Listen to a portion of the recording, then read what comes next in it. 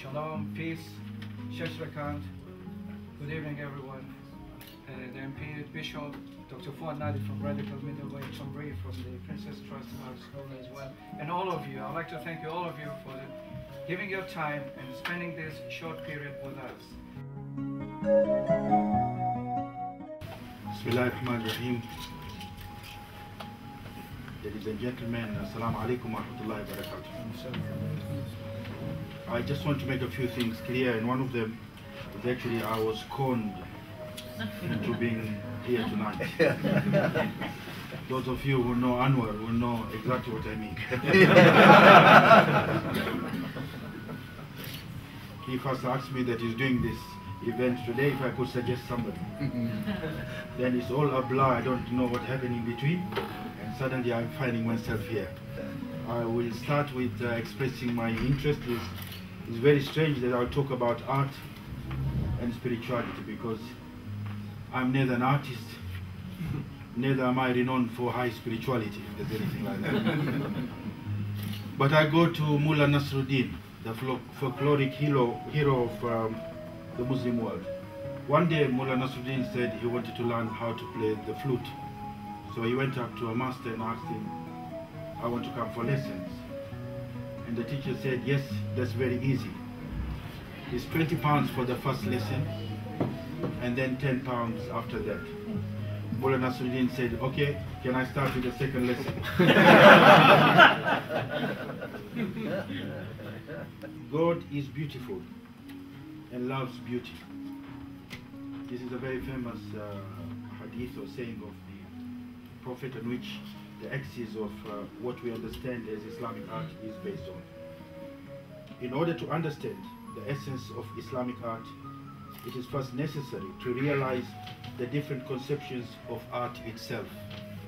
For the Muslim, reality begins with and centers around God, Allah in Arabic, the One, the Unique, the Sovereign, the Holy, the Almighty, the All-Knowing, the Loving, the Most Merciful. All existence is subject to His will and His laws. He is the center of conscious Muslims' worship and aspirations, the focus of their daily lives. The Muslim artist does not attempt to replicate nature as it is, but tries to convey what it represents. This lets the artist and those who experience the art get closer to God. For Muslims, beauty has always been and will always be a quality of the divine. There is a hadith or saying of the noble prophet that says, God is beautiful and He loves beauty. I would like to end by talking about the relevancy of all these abstract ideas to modern Britain. There are many challenges that face British Islam, but none is more formidable, more immediate and more relevant than the emergence of a British Muslim culture. In our struggle against extremism, it is imperative that we respect and appreciate the role of creativity in providing a legitimate and enriching alternative. I would like to end by quoting an inscription written on one of the arches in which one enters the Alhambra Palace in Granada, Spain, which hosts one of the most creative buildings in the world today. It says, the world is held up by 4 pillars: the valor of the brave, the prayers of the righteous, the wisdom of the wise, and the justice of the great. Thank you very much.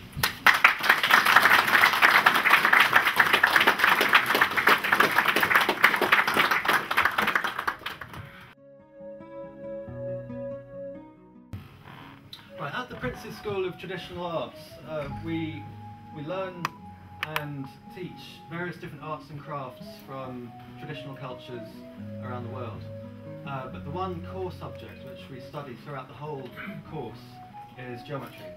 Now, the way in which we look at geometry is as a sacred art. Geometry is quite simply visual mathematics. It's mathematics that you can actually see. Now, there's only one mathematics, which of course affects us all, whichever culture we're from.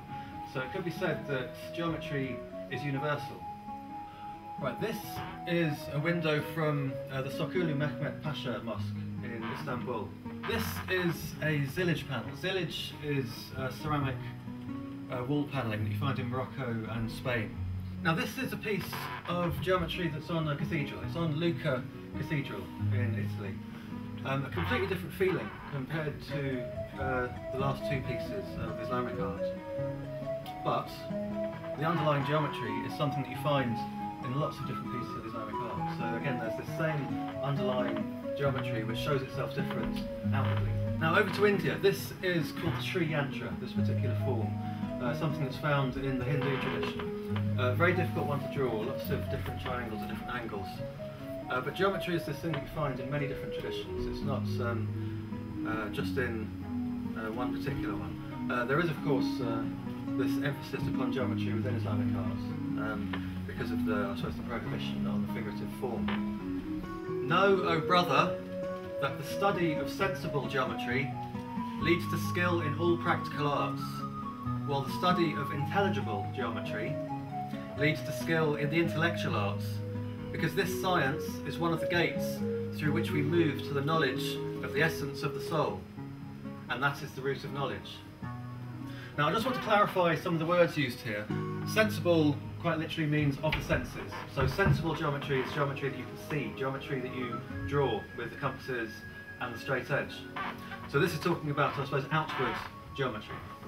Intelligible geometry is talking about geometry of the contemplation of the imagination, where we're using reason and logic, but also using perhaps a more intuitive, contemplative thought, which is an older meaning of the word intellect. That means inner reading. In the Quran it says, we shall show them our signs on the horizon as well as in their hearts until they see that it is the truth. Now I think I'm going to leave it there. I think I've probably spoken for about half an hour. So thank you for listening.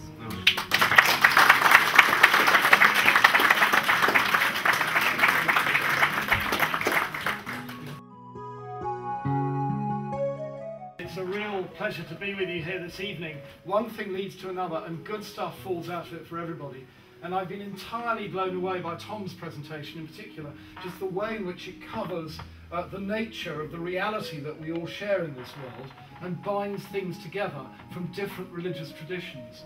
It's always struck me that a city like Milton Keynes with a young population, there should be a place for community university education and that sort of thing.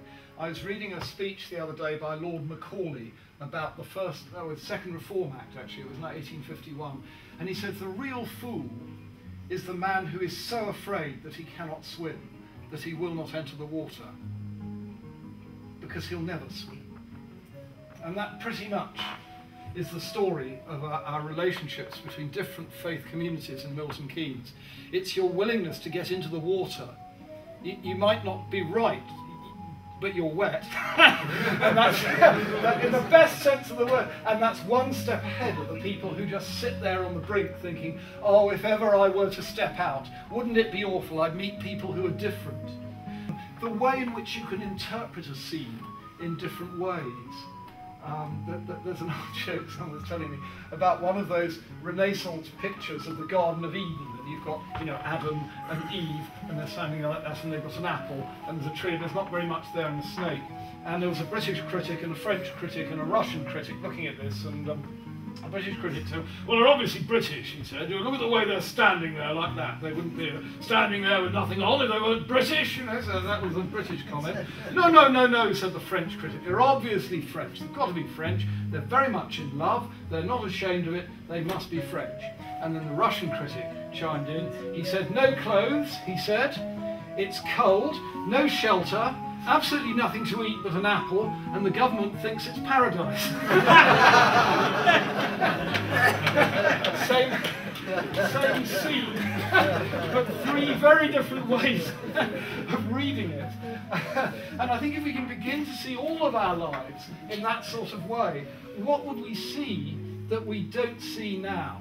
Somebody was telling me about a grammar school in the north of England where they've had to change their Latin motto. They were founded by Edward VI, and Edward VI gave a Latin motto, and in Latin he said, well, the English, I'll give you the translation, it was, I hear, it was, and I see, and I learn. And of course in Latin that's audio, video, disco. Suddenly, a Latin motto from the 1550s becomes relevant for the life of young people in Stockport, wherever it was. I just wanted to leave you finally with one little tag which teases me from the Christian New Testament, which is where St. Paul says, "We are God's work of art, created for good." We are the Greek poema. You're a poem. You are God's work of art. I just want to thank you for the fantastic privilege of inviting me to come and be part of it.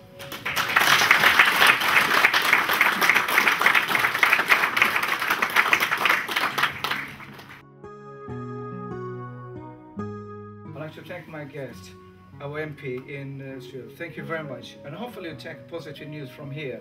In Milton Keynes, we are a city of grab and go.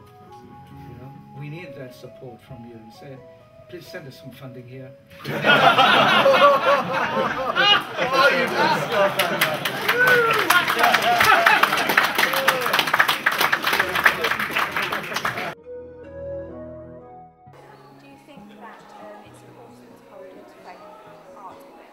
Absolutely, yes. I mean, in my role as a Member of Parliament, I visit many different faith communities, and what strikes me is that there's far more similarities and common interests than there are divisions. So any project that allows different groups to come together and to express their similarities and solidarities, I think is incredibly powerful and welcome. Do you think that it's important to sort of like support the faith community? Oh, definitely. I think in these difficult times where there's lots of unrest around the world, I think that, I agree with Anwar that the solution is through education. So the more people understand different cultures, different faiths, I think it's much easier to appreciate how the diversity from different cultures can actually enhance your life and add value to people's lives.